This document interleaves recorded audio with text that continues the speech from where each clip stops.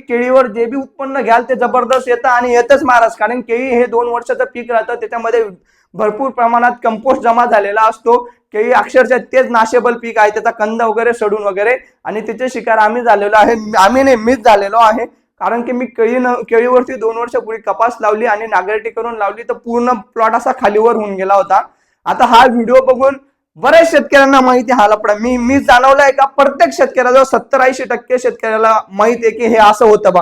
महाराज तुम्हाला हात जोडून विनंती आहे की तुम्ही बाहेर या, तुम्ही कमेंट मध्ये सांगा लोकांना की नाही बाबा हे खरं आहे का खोटं आहे.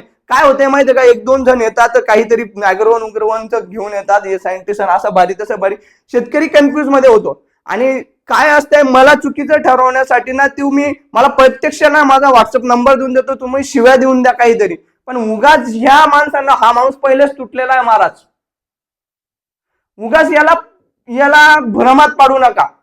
काय होणार आहे मग इथे अशा जागेवरती काय करायचं, या अशा जागेवरती महाराज हे तुम्ही नांगरटी नाही करायची, मग काय करायचं, मग आम्ही अशी कोरडी जमिनात लावू का, नाही महाराज. तुम्ही काय करा, फणसणी करून घ्या, फणसाने फणसणी करून घ्या, फणसाचा जास्त खोलवर जात नाही, आणि रोटर मारून घ्या. तुम्ही तिथे बघा महाराज, तुमचं जे आहे जमीन जी आहे कॉम्पॅक्ट होते, आणि कॉम्पॅक्ट म्हणजे पक्की राहते, जास्त खोलवर जात नाही, मूळ लगेच मेन याच्यात जाते पक्क्या याच्यामध्ये, त्याच्यामुळे झाड चांगलं डेव्हलप होतं, एक समान डेव्हलप होतं राजे हो.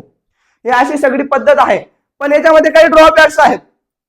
तुम्ही म्हणाल साहेब मी नांगरटी केलेली होती, पण नांगरटीवर मी माझा चांगला आला. कुठल्या केसमध्ये येतो महाराज, जेव्हा तुम्ही नांगरटी केलेली राहिली आणि जून मध्ये एकदम दडका पाऊस पडून गेला, एकदम दडका म्हणजे ही जमीन पूर्ण दाबून टाकली त्याने, पडत नाही का एकदम दना दना दना दना दना ढोलताशासारखा आवाजवाला पाऊस पडतो, 1-1.5 तास, 15-30 अर्धा तास तरी पडतो, ती जमीन कॉम्पॅक्ट करून टाकतो, त्याच्यातली पूर्ण हवा काढून टाकतो तो.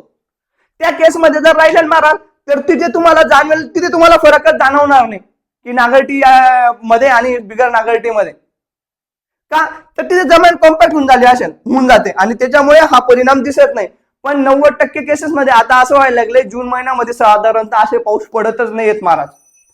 आणि आमची कपाशी जेवढे ठिबकवाले बंधू आहेत ते 29 मे काहीतरी 25 मे पासून सुरू होऊन जातात, आणि 7 जून पर्यंत ते लागवड करतात महाराज.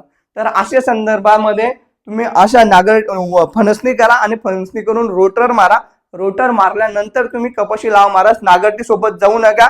आणि तरी माझा हा सल्ला पटला नाही तर तुम्ही नांगरटी करू शकता, काहीच हरकत नाही, याच्यात माझा वैयक्तिक काहीच फायदा नाही महाराज. मी जे अनुभवलंय 6 वर्षात, मी अनुभवलं नाही, प्रत्येक शेतकऱ्यांशी चर्चा करून हे माझ्या समोर आले, जी माहिती जी शेतकरी सायंटिस्टांनी मला सांगितली मी तुम्हाला सांगण्याचा प्रयत्न केला आहे. काही चुकलं असेल तर क्षमा करा. जय हिंद, जय महाराष्ट्र.